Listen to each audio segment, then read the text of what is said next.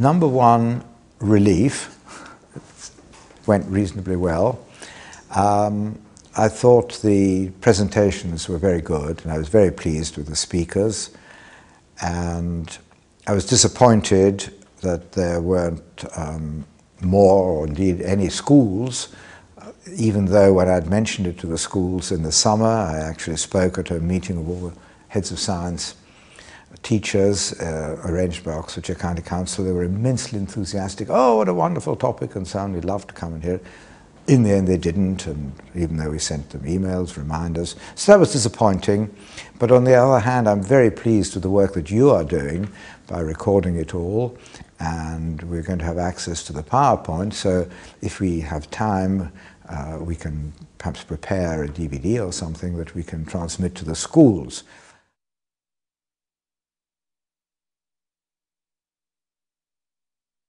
I feel there's a lot of confusion out there. Many people say to me that they're, well, some are confused, others still maintain that there is no link between temperature or CO2 emissions and temperature. They agree there is a link between CO2 emissions and temperature, but they say, oh, well, we don't know. It's really the temperature that's driving the CO2 rather than the other way around.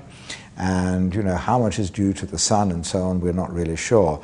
But on the other hand, I feel that the evidence that the increase in certainly temperature, and I believe also the evidence that the increase in CO2 is related to events of man's activities over the last 150, 200 years is pretty clear, because that's when it went up. Of course, there are huge temperature changes due to solar changes in the solar emission that are superimposed on this, that give rise to ice ages and so on and so forth, much bigger temperature changes, but we're only concerned about the small temperature changes, and yes, that I think is proven.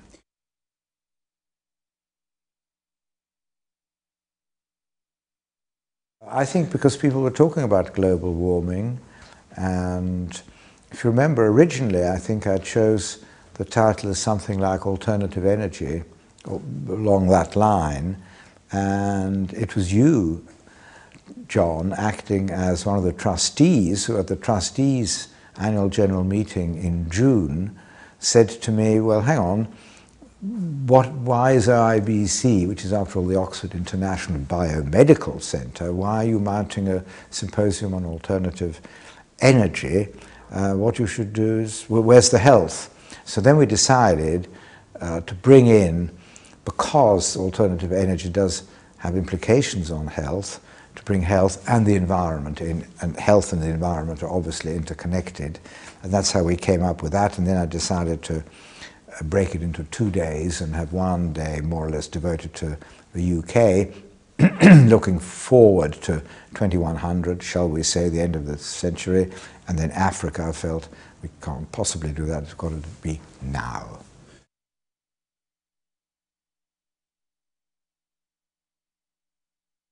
What I'd like them to take on board, and it's not only the experts, actually the public, because the public tend to be misled by a lot of the media, and so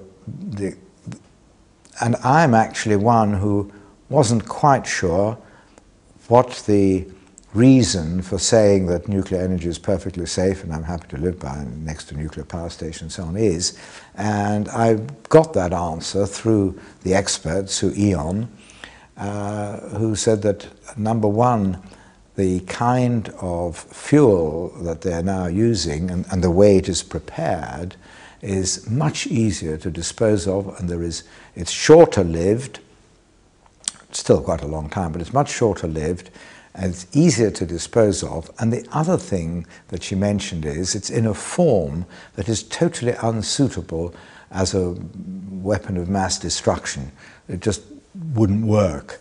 And so that reassured me very much that nuclear energy really is, if not the ultimate answer, at least the stopgap between now and when fusion comes on stream. And I was very pleased to hear Chris Llewellyn-Smith say that he expected fusion that might be on stream as early as 2030. When I talked to him some months ago, he mentioned 2050. But anyway, long before even we're halfway through the century, which is very encouraging, because ultimately I do think that fusion is the answer to our energy needs, though I respect the case that people have made out for alternatives, and I also accept that at the same time that alternatives can only account for something like up to 20% of the actual energy needs, and so there we are.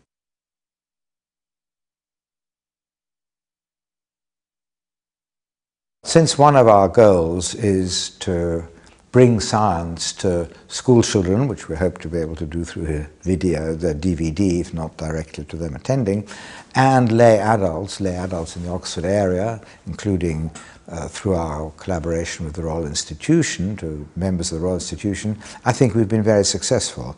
I have always said that one of my goals is the transfer of knowledge, either in two cases. Number one, transfer of knowledge in terms of science from the West to the developing countries, and in terms of explaining the simpler aspects of science from lay audiences, like lay adults or youngsters at school, from the experts to those who can then take a better judgment on what it is, because I feel that if they have a chance to talk to the experts, express their views and their concerns, they will be less likely to be bamboozled by reports that they see in newspapers, scaremongering newspapers like the Daily Mail.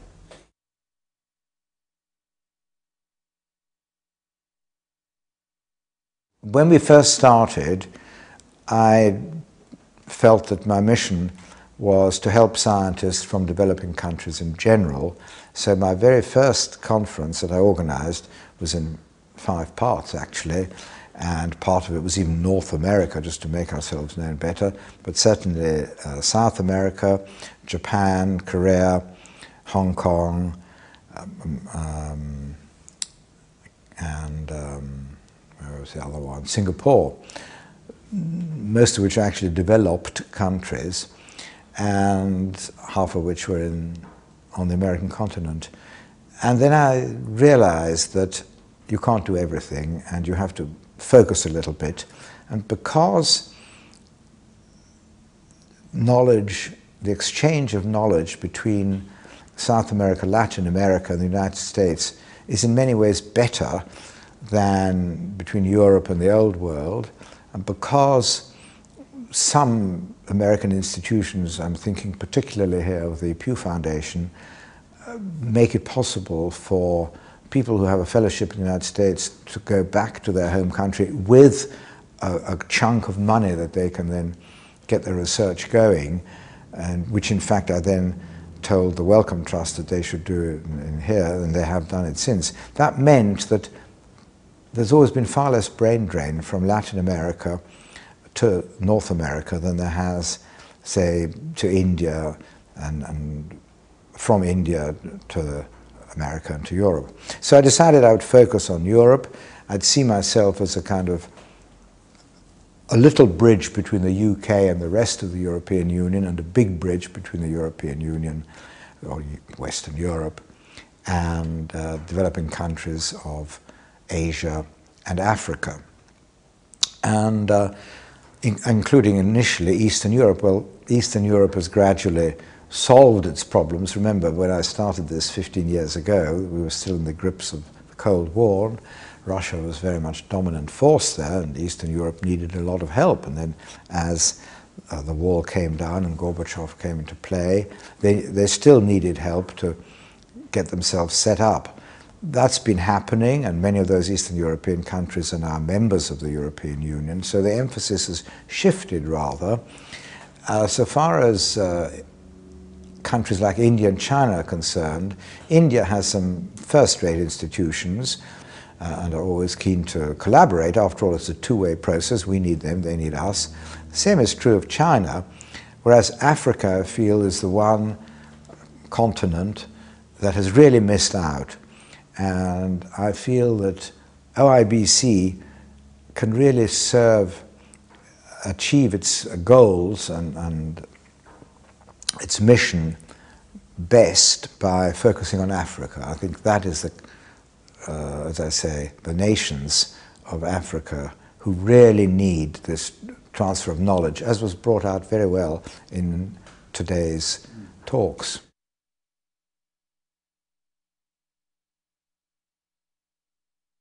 Tomorrow we have a workshop on transfer of technology and management skills to developing countries. And we have forged relationships with 3 institutions who specialize in tropical diseases, because if you're talking about health in Africa, tropical diseases, after all, kill 80% of the population there, so they're obviously the #1 focus, especially as they don't get so much attention from the West as does heart disease or stroke or cancer. So we forged an alliance with the Centre for Tropical Medicine at Oxford, obviously here, based at the John Radcliffe in Oxford, and the Bernhard Nocht Institute for Tropical Medicine in Hamburg, and the Institute for Hygiene and Tropical Medicine in Lisbon. And I visited both those in the past year, and indeed they are each coming to this workshop that is happening tomorrow.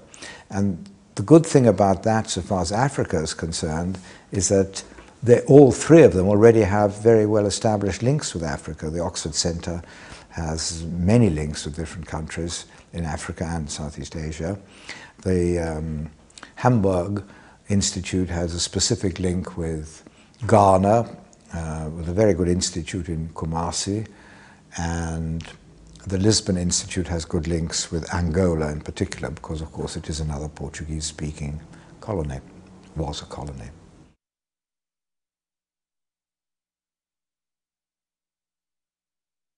The link with the Royal Institution has opened up lay adult membership of these spring symposia very much, so I'm very pleased with that, yes. May I add, when you said what is in my mind about coming out of this conference, and I mentioned the technology transfer to particularly to Africa. Of course, there is another project that is already happening, and that is called SOPAT, Selection of Plants Against Tuberculosis, which we set up 2 years ago, actually, as coming out of a previous conference we had in Oxford. And we have a meeting, a workshop on that on Thursday, and that is taking shape. And again, for both of them, OIBC is, if you like, the catalyst that provides the synergy, brings the people together, and I'm very hopeful that that'll make a real impact.